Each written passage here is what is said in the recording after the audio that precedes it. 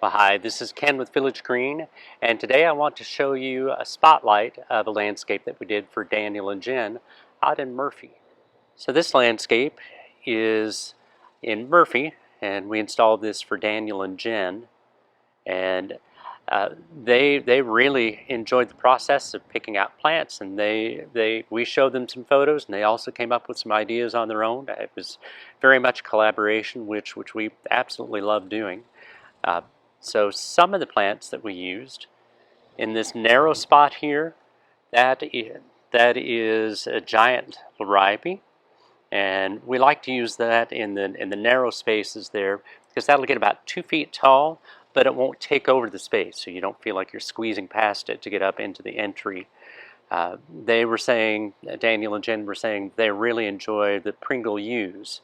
That is the plant that's over at the column, and then over just to the right of the entry. That is a dwarf yew. Some people are familiar with Japanese yew. That gets up very tall. This one will get up somewhere around 3, maybe 4 feet tall. It's very drought tolerant, and it does just fine in the freezes. And then the color on either side, those are perennial dianthus. And that'll have a pink bloom throughout the summertime. We use Carissa hollies in front of the window. Those form a nice mound, and they'll get up about 3 feet or so tall. And then back in the back corner, I love using these in a little nook. That is an oak leaf hydrangea. It's going to get about 4, maybe 5 feet tall, sometimes a little bit larger. It blooms in the spring, and it has nice fall color.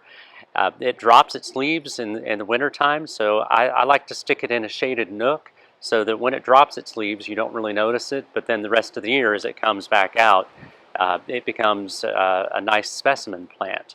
Then we used the kind of silvery plant that is lamb's ear. That will spread in and fill out. Behind that, the feathery plants are those are going to be flirt nandinas. And then in the back there is a variegated pittosporum. And then we just repeated the pattern as we went on across the landscape. One thing to highlight is this nice stone border. You can see that every stone is touched and trimmed, and it just really gives a nice flow to the landscape. Daniel and Jen were really pleased with the work that our crew did. They particularly were impressed with Hannah and how responsive she was. They made the comment that when Manny and when Darius were here, that no matter what changes that they asked to be done, they were very much willing to, and they did it with a smile, and they said it was such a relief to be able to work with people that were so accommodating to them.